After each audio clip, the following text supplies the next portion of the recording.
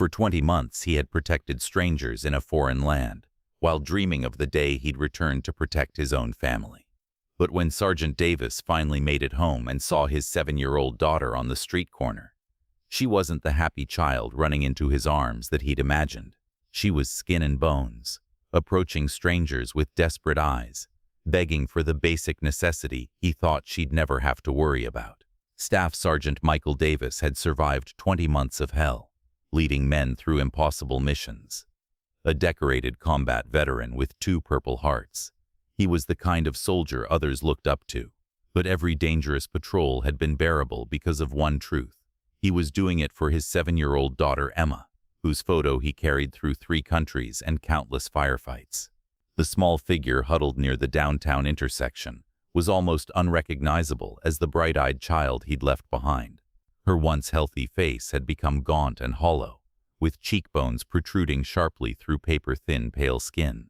The yellow dress he remembered buying her was now hanging in tatters, several sizes too big for her emaciated frame.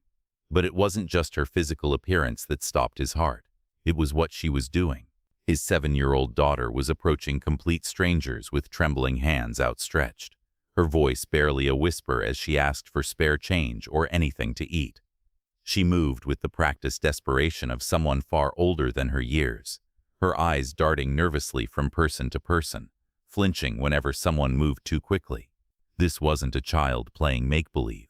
This was survival in its rawest form. When a businessman brushed past her without acknowledgement, she didn't cry. Instead, she simply moved on to the next person, her small shoulders hunched with repeated rejection. She had learned that tears were a luxury she couldn't afford. The most devastating part was the look in her eyes, those same dark eyes that used to light up when she saw him. Now they held knowledge no child should possess, that the world was not safe, that adults couldn't be trusted, and that her survival depended on strangers' mercy. As he watched from across the street, she approached an elderly woman. "Please, ma'am," he heard her say, her voice so soft he had to strain to catch the words. "I haven't eaten today. Do you have anything you could spare?" The woman handed Emma a crumpled dollar bill before hurrying away. Emma clutched the money like precious treasure, her thin fingers wrapping around it protectively. That's when she looked up and saw him standing there. For a moment, neither moved. She stared as if she couldn't believe he was real. "Daddy," the word came out as barely more than a breath, carrying 20 months of abandonment, confusion, and desperate hope. 20 months ago, Emma Davis had been the center of her father's universe. Their small apartment had been filled with her laughter, her artwork covering the refrigerator like a gallery of childhood joy. Saturday mornings meant pancakes shaped like Mickey Mouse, and bedtime stories that stretched on until she fell asleep in his arms. The deployment orders had come with 24 hours' notice. 20 months, Davis, his commanding officer had said. Extended deployment. We need our best. He had wanted to refuse, but military families knew better than most that duty came first, that the mission was bigger than any individual sacrifice. He had left Emma in the care of his wife Sarah and her mother, confident that his daughter would be safe and loved in his absence. Sarah had been a good mother for the first few years of their marriage, and her mother had raised 3 children of her own successfully. What could go wrong? But financial pressures have a way of revealing people's true character, and the monthly military allowance that was supposed to support Emma's care began to disappear into other priorities. Sarah had developed expensive tastes during the marriage, and with her husband gone, she saw the allowance as her personal spending money, rather than funds earmarked for a child's welfare. It started with small compromises. Emma's favorite snacks disappeared from the shopping list first, then her new clothes became unnecessary expenses. Then her portion sizes at dinner began to shrink, while Sarah and her mother maintained their own comfortable lifestyle. "She doesn't need as much as we do," Sarah would rationalize to her mother when the older woman occasionally expressed concern. "Children are supposed to be grateful for what they get. This will teach her not to be spoiled." The psychological abuse was just as deliberate as the physical deprivation. Emma was told repeatedly that her father had abandoned her, that he didn't love her enough to stay home, that she was a burden no one really wanted. These lies were delivered with such casual cruelty that a 7-year-old child had no choice but to internalize them as truth. When the monthly allowance proved insufficient to maintain both Emma's care and Sarah's lifestyle, the choice was obvious. Emma's needs became negotiable. First, her school lunches were canceled. Then her portion sizes became smaller and smaller until she was surviving on scraps and leftovers. What had begun as neglect evolved into something far more calculated. Emma wasn't just being denied adequate food. She was being systematically conditioned to believe that hunger was her normal state, that begging was something she deserved. "If you're so hungry," Sarah would say with cold satisfaction, "why don't you ask the neighbors for food? Tell them your daddy left you, and we can't afford to feed you. Maybe they'll take pity on a poor little abandoned child." At first, Emma was too ashamed to follow these instructions. But hunger is a powerful motivator, and eventually desperation overcame dignity. The first time she knocked on a neighbor's door and asked for food was the most humiliating experience of her young life. But when the neighbor handed her a sandwich, the relief was overwhelming. Sarah watched this degradation with satisfaction, seeing it as a perfect solution. Emma would be fed by strangers' charity. The grocery bill would stay low, and she would learn that nothing in life came free. The progression from begging neighbors to begging strangers on the street was inevitable. When neighbors began asking uncomfortable questions, Sarah simply instructed Emma to take her requests elsewhere. "There are plenty of people downtown who help children," she told Emma. "Go ask them instead, and don't come back until you've found something to eat." So Emma learned to navigate the streets like a refugee, approaching strangers with desperate politeness. She learned which corners had the most foot traffic, which people were most likely to help, and how to make herself unthreatening. But the most devastating part wasn't the hunger or humiliation. It was the slow erosion of her self-worth, the gradual acceptance that this was what she deserved, that she was fundamentally different from other children who got regular meals and could trust the adults in their lives. But what was really happening behind closed doors was yet to be discovered. Emma had developed a routine that would have impressed a strategist. She knew which restaurants threw away barely touched meals, which grocery stores had sympathetic employees, which strangers might have soft hearts and open wallets. Most heartbreakingly, she had learned to lie with practiced ease. When strangers asked where her parents were, she had dozens of stories ready. The truth that she had been deliberately sent out to beg was too shameful to explain.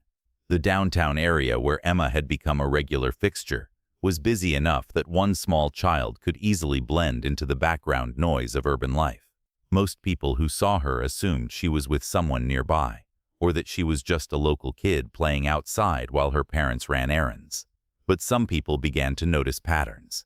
Mrs. Chen, who worked at the flower shop on Main Street, realized she was seeing the same thin child day after day, always alone, always asking passers-by for help. At first, she thought it was just coincidence. But as days turned into weeks, she began to worry. Half a world away, Michael was experiencing his own growing unease. The video calls with Sarah had become increasingly infrequent, and when they did happen, Emma was never available to talk. There was always an excuse. She was sleeping. She was at a friend's house. She was too upset about him being gone to come to the phone. The explanation that bothered him most was Sarah's claim that Emma had become difficult and ungrateful during his absence. "She doesn't appreciate anything we do for her," Sarah would say with practiced frustration. "Maybe it's better if she doesn't talk to you right now. It just makes her more upset." But the Michael who had learned to trust his instincts in life or death situations couldn't shake the feeling that something was fundamentally wrong with these conversations. Sarah sounded different, more defensive, more evasive, and the complete absence of Emma from their calls felt less like a moody child's rebellion and more like a deliberate barrier being erected between father and daughter. The breaking point came during what should have been a routine call home. "Look, Michael," Sarah said with unusual bluntness, "money is really tight here. Emma's growing so fast and everything costs more than it used to. The allowance you send barely covers the basics." But Michael had done the math. The monthly allowance he sent was more than enough to cover a child's expenses, even accounting for inflation and unexpected costs. If Sarah was struggling financially, it wasn't because the money wasn't there. That phone call, it had never sounded like that before. But he didn't know the worst yet. Something in her tone, In the casual way she dismissed his concerns about Emma, triggered every alarm bell his military training had installed. This wasn't the voice of a woman struggling to care for his daughter. This was the voice of someone trying to deflect attention from something she didn't want him to discover. That night, he made a series of phone calls to friends and relatives back home, asking casual questions about how Sarah and Emma were doing. The responses he got painted a picture that made his blood run cold. No one had seen Emma in weeks. Sarah was out frequently, often without the child. When people asked about Emma, Sarah was evasive and defensive. Michael submitted an emergency leave request that same night, claiming a family crisis that required his immediate attention. When his commanding officer asked for details, Michael was honest. He believed his daughter was in danger, and he needed to get home to verify her safety. The approval came through within 48 hours, and Michael was on a transport plane home before Sarah even knew he was coming. The flight home felt endless, but even Michael's worst-case scenarios hadn't prepared him for what he would find on the streets of his own hometown. He had imagined finding Emma neglected at home. He had not imagined finding her reduced to begging strangers for survival on a street corner. The moment stretched between them like a chasm 20 months wide. Emma stood frozen on the sidewalk, clutching her dollar bill, staring at her father as if he were a ghost. Michael felt his knees threatening to buckle as the reality crashed over him. This wasn't just neglect. This was systematic abuse disguised as tough love, deliberate cruelty masquerading as life lessons. His daughter had been reduced to begging strangers, while the money he sent for her care was being spent on everything except her. The sound that escaped his throat wasn't quite a sob, wasn't quite a roar, but something primitive and broken. 20 months of separation, 20 months of fighting while believing his daughter was safe. All of it collapsed into this single devastating moment. Emma took a tentative step toward him, then stopped, as if she wasn't sure she was allowed to approach. The hesitation told him everything about how she'd been conditioned to expect rejection. "Daddy," she said again, her voice breaking. "Are you really here? Are you really real?" He crossed the distance in 3 strides and dropped to his knees, gathering her into his arms with desperate tenderness. She felt so light, so fragile, but she clung to him with surprising strength. "I'm here, baby," he whispered. "Daddy's here now. I'm so sorry."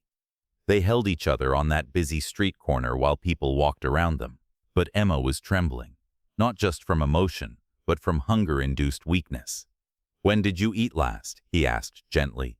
Emma's eyes darted away, shame written in every line of her features. "Yesterday," she whispered. "A man gave me half a sandwich." The rage that filled Michael was unlike anything he had experienced. But it was followed by something more powerful.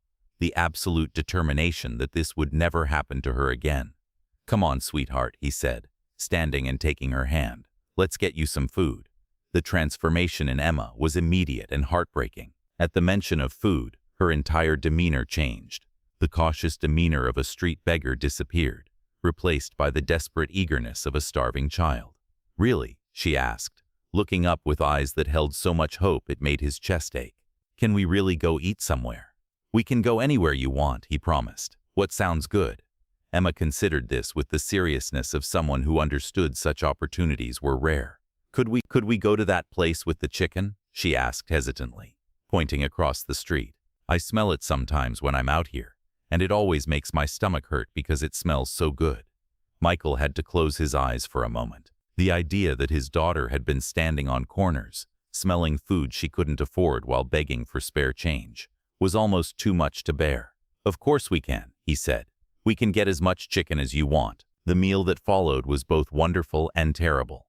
Wonderful because Emma ate with enthusiasm of someone who had forgotten what it felt like to be full, and terrible because she hoarded food, wrapping extra pieces in napkins and stuffing them in her pockets for later. She ate until she made herself sick, and even then was reluctant to stop, as if she couldn't believe more food would be available when she wanted it. "Emma," he said gently, "can you tell me what's been happening at home while I've been gone?"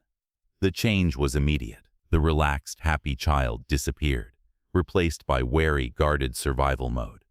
"I don't know what you mean," she said carefully, not meeting his eyes. "Sweetheart, you were asking strangers for food. That's not normal. Can you help me understand why?" Emma's lower lip trembled.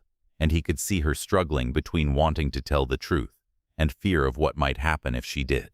Sarah said, she began, then stopped. Sarah said you didn't send enough money for food. She said we couldn't afford groceries anymore.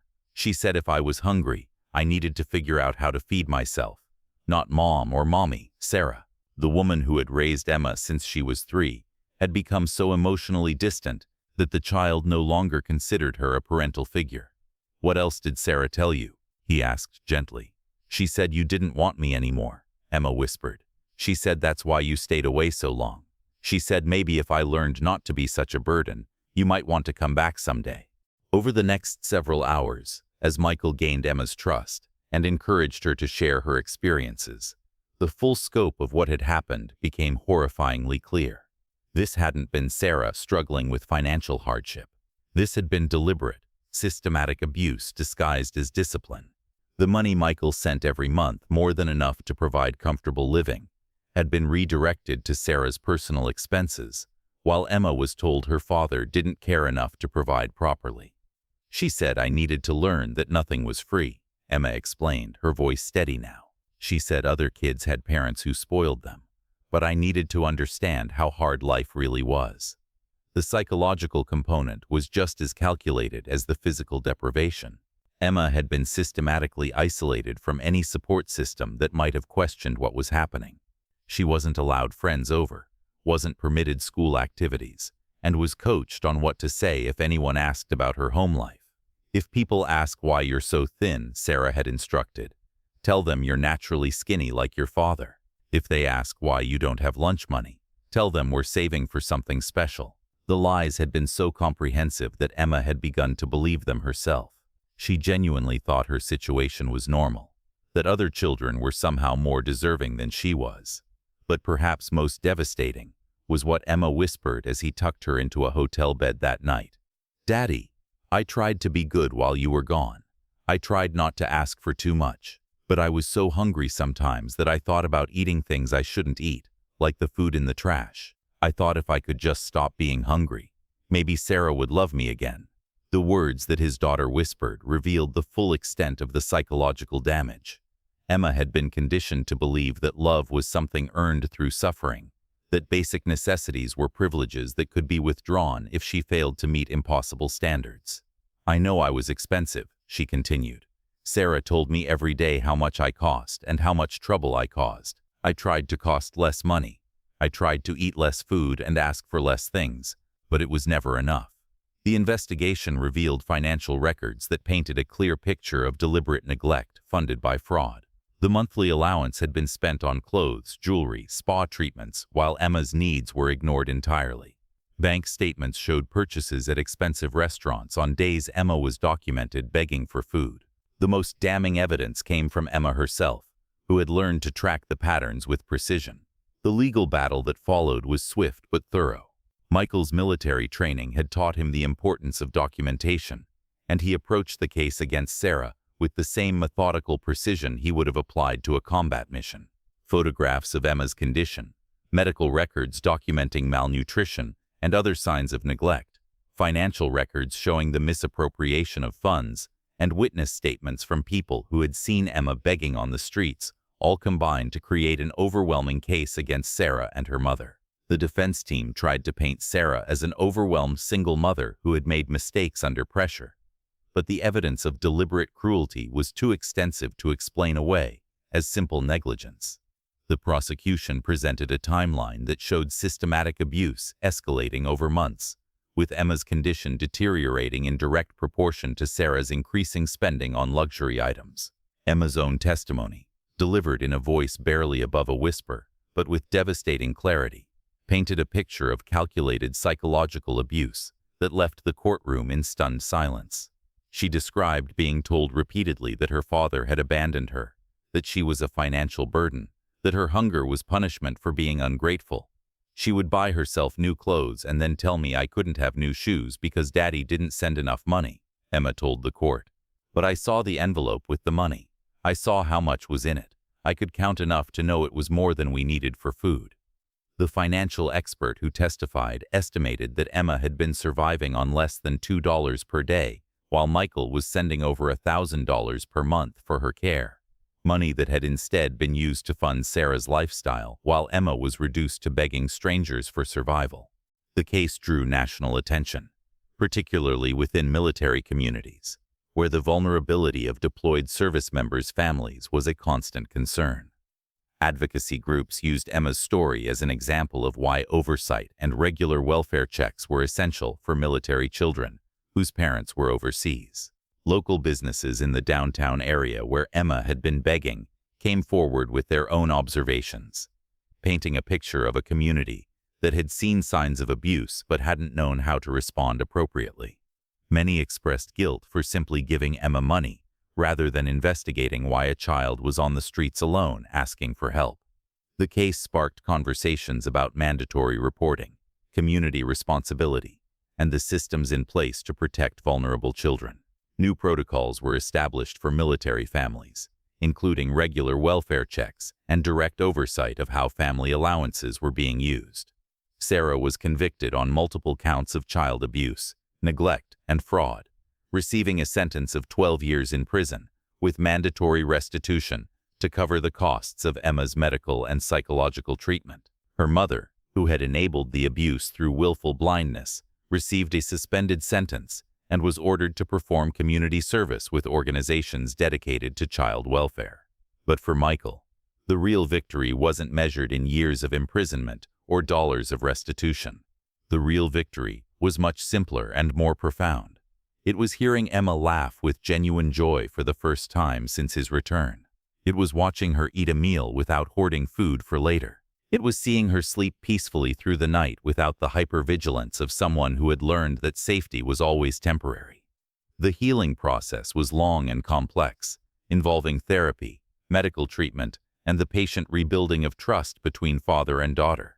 Emma had to learn that food would be available when she was hungry, that love didn't have to be earned through suffering, that she had value as a human being independent of how much she cost or how little trouble she caused.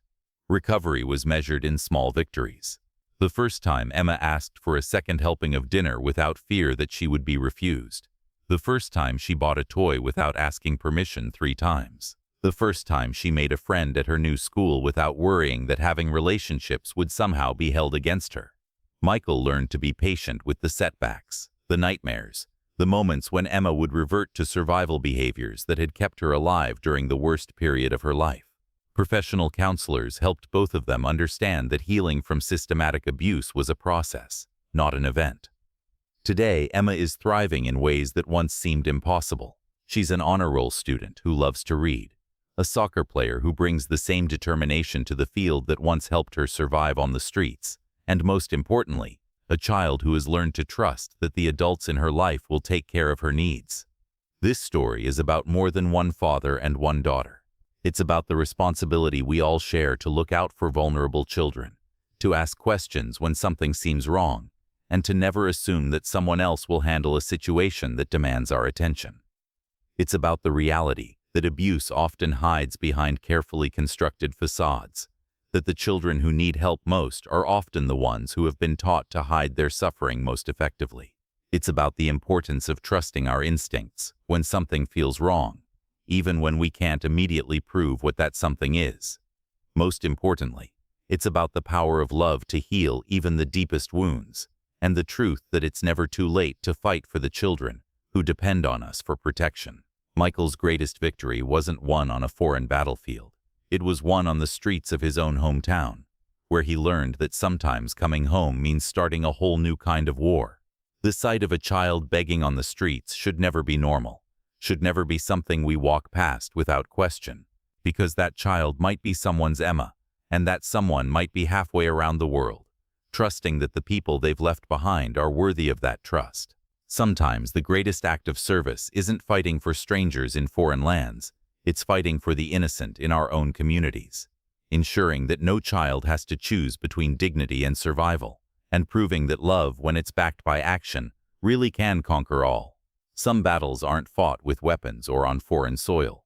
Sometimes the most important fight is the one that happens at home, in defense of those who cannot defend themselves. And sometimes the greatest victory is simply teaching a broken heart how to trust again. If this story moved you, remember that there are children everywhere who need someone to notice their pain, to speak up for them, and to show them that they deserve love and protection. Be that voice, be that hero, because every child deserves someone who will fight for them when they cannot fight for themselves.